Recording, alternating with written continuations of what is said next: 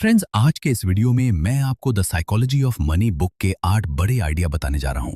तो बिना किसी डिले के सीधे पॉइंट पे आते हैं। Number 1, you don't know everything. हम अपने एक्सपीरियंस के बेसिस पे कोई भी ओपिनियन बनाते हैं। थोड़ी सी एक्सपीरियंस से लोग सोचने लगते हैं कि उन्हें दुनिया का सब कुछ पता है, लेकिन ये भूल जाते हैं कि दुनिया में 800 करोड़ लोग हैं और हर एक का अपना अलग ओपिनियन है। जो एक इंसान के लिए बिल्कुल सही है, वो दूसरे के लिए पागलपन लग सकता है। मॉर्गन हाउसल अपनी बुक में कहते हैं कि मनी के बारे में तुम्हारा एक्सपीरियंस दुनिया के टोटल एक्सपीरियंस का 0.0000001% भी नहीं हो सकता। लेकिन तुम सोच सकते हो कि तुम्हें 80% पता है कैसे दुनिया काम करती है। सिंपल वर्ड्स में, हम वही बिलीव करते हैं जो हमारे माइंड में बैठा है।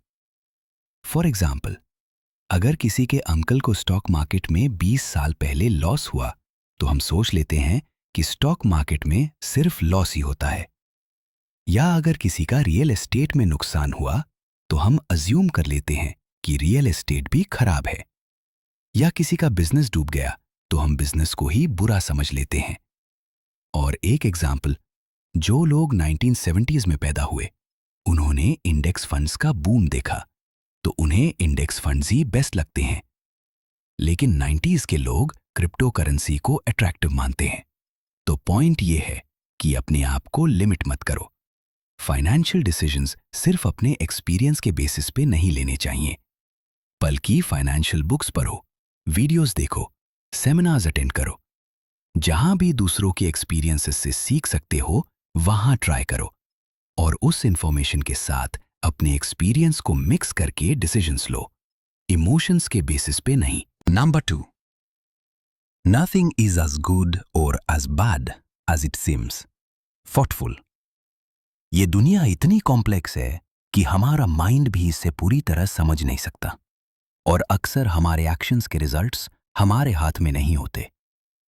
फॉर एग्जाम्पल, एक एंटरप्रेन्योर ने एक जबरदस्त प्रोडक्ट बनाया। उससे लगता है टाइमिंग भी परफेक्ट है और कंज्यूमर सेंटिमेंट भी उसके फेवर में है, लेकिन अचानक कोई डिजास्टर आ जाता है और पूरा मार्केट डिस्टर्ब हो जाता है, जैसे 2020 में कोविड के वक्त हुआ। ऐसे रिस्क्स प्रिडिक्ट नहीं किए जा सकते। मॉर्गन हाउसल कहते हैं, nothing is as good or as bad as it seems. यानी जो दिखता है वो उतना अच्छा या बुरा नहीं होता। जब भी फाइनेंशियल डिसीजंस लो, खुद के लिए या दूसरों के लिए लक और रिस्क को दिमाग में रखना चाहिए। किसी एक सक्सेस स्टोरी या फेलियर स्टोरी सुन के डिसीजन नहीं लेना चाहिए। हो सकता है उनका सक्सेस या फेलियर किसी एक्सटर्नल रीजन से हुआ हो। इसे कहते हैं सर्वाइवरशिप बायस। इस पे एक डिटेल्ड वीडियो मैंने बनाया है, जिसका लिंक डिस्क्रिप्शन में है, जरूर देखो। सक्सेस या फेलियर देख के परमानेंट डिसीजंस नहीं लेने चाहिए। बस अपने गोल्स के लिए काम करते रहो, अपनी और दूसरों की मिस्टेक से सीखो, और ना सक्सेस को सर पे चढ़ने दो, ना फेलियर से दिल छोटा करो। Number 3, how much is enough for you. इस इकोनॉमी और हाई इन्फ्लेशन में सिर्फ जॉब पे डिपेंड करना अच्छा आइडिया नहीं है। साइड हसल या मल्टीपल इनकम स्ट्रीम्स होना बहुत अच्छा है, लेकिन अपने आप से पूछो, कितना पैसा मेरे लिए काफी है। हमेशा पैसा के पीछे भागना मेंटल हेल्थ के लिए अच्छा नहीं। ये माइंडसेट ग्रीड की तरफ ले जाती है, और ग्रीड ने पास्ट में अच्छे स्मार्ट लोगों को बर्बाद किया है। इस ट्रैप से बचने के लिए Morgan Housel 2 practical way suggest करते हैं। Stop moving the goal post. एक फिक्स्ड फाइनेंशियल गोल सेट करो, और जब वो अचीव हो जाए तो रिलैक्स करो। अपने हार्ड वर्क के रिजल्ट्स एंजॉय करो। जब तक एक्सपेक्टेशंस कंट्रोल में हैं, तब तक तुम खुश रहोगे। Never compare yourself to others. तुम्हारी लाइफ, तुम्हारे थॉट्स, तुम्हारे डिसीजंस सब तुम्हारे हैं, तो दूसरों से कंपैरिजन का सवाल ही नहीं उठता। कंपैरिजन करोगे तो जेलसी आएगी और मेंटल पीस चला जाएगा। Number 4, understand the power of compounding. Universe में एक प्रोसेस चलता है जिसमें एक स्टेप का रिजल्ट दूसरे स्टेप के लिए लैडर बनता है। जैसे फ्लोइंग वाटर टाइम के साथ पत्थर का शेप बदल देती है। मॉर्गन हाउसल कहते हैं कि वेल्थ बनाने के लिए भी ऐसा ही पैटर्न फॉलो करना पड़ता है। स्मार्ट इन्वेस्टिंग इंपॉर्टेंट है, लेकिन बड़ा वेल्थ डिपेंड करता है कि तुम कितने टाइम से इन्वेस्ट कर रहे हो।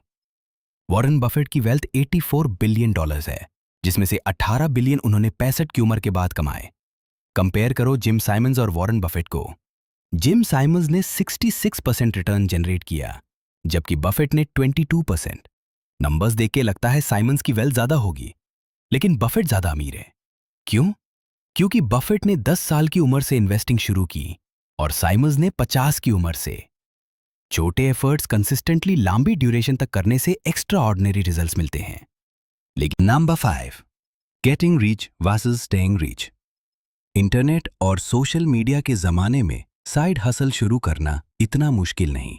स्टॉक्स में, क्रिप्टो में इन्वेस्ट कर सकते हो, प्रॉफिट कमा सकते हो। थोड़ी सी नॉलेज और रिस्क लेने की हिम्मत से रिच बन सकते हो, लेकिन रिच रहना असली चैलेंज है। हर बड़े शहर में अट्रैक्टिव एड्स दिखते हैं। Loyalty points, gift coupons, pre approved credit cards, fast loans. आज के टाइम में अर्निंग ईजी हुई है, लेकिन स्पेंडिंग उससे भी ज्यादा ईजी हो गई है। आपकी वेल्थ बचाने का तरीका है वाइजली स्पेंड करना।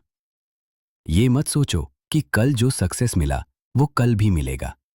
हर फाइनेंशियल डिसीजन उतनी ही रिसर्च के साथ लेना चाहिए जितनी पहला डिसीजन लेने में की थी।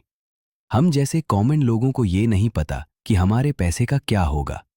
इन्फ्लेशन जैसे मैक्रो इकोनॉमिक फैक्टर्स डिसाइड करते हैं कि पैसे की वैल्यू क्या होगी, लेकिन स्पेंडिंग हम कंट्रोल कर सकते हैं। सेविंग एक आर्ट है और स्पेरिंगली सेविंग करना चाहिए। इकोनॉमिकल और स्किम्पी में छोटा सा डिफरेंस है। इकोनॉमिकल का मतलब है अननेसेसरी खर्चा नहीं करना, और स्किम्पी का मतलब है बिल्कुल भी खर्चा नहीं करना। अपनी नीड्स और वांट्स के बीच डिफरेंस समझना जरूरी है। नीड वो है जो लाइफ के लिए जरूरी है, और वांट वो है जो तुम्हें अट्रैक्ट करती है लेकिन जरूरी नहीं। अगर हर परचेज से पहले नीड और वांट के स्केल पे वे करोगे तो पैसा बचेगा। Number 6, law of large numbers. Law of large numbers कहता है कि अगर तुम कोई एक्सपेरिमेंट बार बार करोगे तो सक्सेस के चांसेस बढ़ जाते हैं। एंटरप्रेन्योर के रूप में इससे अपने काम में अप्लाई कर सकते हो। 10x बड़ा सोचो, 10x ज्यादा मेहनत करो तो मैसिव रिजल्ट्स मिलेंगे। अगर 10x गोल्स पूरे नहीं भी हुए तब भी तुम जीतोगे। ये बात ग्रांट कार्डोन ने अपनी बुक द 10x रूल में कही है। ये लॉ डाइवर्सिफिकेशन इन इन्वेस्टमेंट के साथ भी काम करता है। जब बड़ा पोर्टफोलियो होगा तो तुम किसी एक स्टॉक पे डिपेंडेंट नहीं रहोगे। सक्सेस के चांसेस बढ़ जाते हैं अगर कंपनीज परफॉर्म कर रही हों। ऑथर कहते हैं कि आधे टाइम गलत होने पर भी अच्छा रिटर्न कमा सकते हो। मेरा पोर्टफोलियो इसका एग्जाम्पल है। 14 स्टॉक्स में से 7 लॉस में हैं, लेकिन बाकी 7 ने 40% रिटर्न दिया ओवरऑल कैपिटल पे। Number 7, be time rich. ज्यादा पैसा कमाने का अल्टीमेट बेनिफिट क्या है? फेम या सब कुछ खरीदने की पावर? मॉर्गन हाउसल कहते हैं कि पैसा का सबसे बड़ा डिविडेंड है अपने टाइम पे कंट्रोल। स्टडीज प्रूव करती हैं कि जो लोग खुद को खुश मानते हैं उनके पास टाइम की फ्रीडम होती है। वो जहां चाहें जा सकते हैं, जो चाहें कर सकते हैं, एक जगह बंधे नहीं होते। पैसा इसलिए इंपॉर्टेंट है क्योंकि ये लाइफ में ऑप्शंस देता है। टॉक्सिक वर्कप्लेस में फोर्सिबली नहीं रहना पड़ता। बीमार होने पर भी जबरदस्ती काम पे नहीं जाना पड़ता। सबसे बड़ी वेल्थ ये है कि तुम हर सुबह उठो और कह सको, आज मैं जो चाहता हूं वो कर सकता हूं। पहले एक इमरजेंसी फंड बनाओ जिसमें इतना पैसा हो कि 6 महीने बिना काम किए सरवाइव कर सको। उसके बाद अगले स्टेप सोचो, जॉब छोड़ना है या नहीं, रिस्क लेना है या नहीं। अल्टीमेट गोल ये होना चाहिए कि अपनी लाइफ को ऐसे लिंक करो कि तुम्हारे पास टाइम का कंट्रोल हो। Number 8, luxury is normal. तुमने सड़क पे स्पोर्ट्स कार तो देखी होगी। याद करो उस कार को कौन ड्राइव कर रहा था? 99% चांस है कि तुम्हें सिर्फ अपना एक्साइटमेंट याद होगा, ड्राइवर नहीं। लग्जरी आइटम्स आई कैचिंग होते हैं और उनका पर्पस भी यही है लेकिन मॉर्गन हाउसल कहते हैं कि तुम्हारे लग्जरी आइटम से कोई उतना इंप्रेस नहीं होता जितना तुम सोचते हो। कार का काम है तुम्हें पॉइंट ए से पॉइंट बी तक ले जाना। एक नॉर्मल कार भी ये कर सकती है, और फरारी भी। फर्क ये है कि फरारी खरीदने और मेंटेन करने में बहुत पैसा लगता है। स्टेटस सिंबल्स टेम्पटिंग होते हैं, लेकिन ultimately pointless. Luxury items liabilities होते हैं, एसेट्स नहीं। ऑथर कहते हैं गरीब होने का सबसे आसान तरीका है अमीर बनने का दिखावा करना। इसका मतलब ये नहीं कि लग्जरी कार्स नहीं खरीदनी। रैपर जेजी का एक रूल है, अगर तुम कोई चीज 2 बार नहीं खरीद सकते तो तुम उसका अफोर्ड नहीं कर सकते। एक और रूल है 30 डे रूल। अगर कोई चीज खरीदने का मन करे तो 30 दिन वेट करो। अगर 30 दिन बाद भी लगता है कि ये जरूरी है, तब खरीदो। और लग्जरी आइटम्स हमेशा पैसिव इनकम से खरीदने चाहिए। एक्टिव इनकम को इन्वेस्ट करो ताकि वो और पैसा बनाए। बिजनेस अकाउंट से खरीदो ताकि टैक्स सेव हो।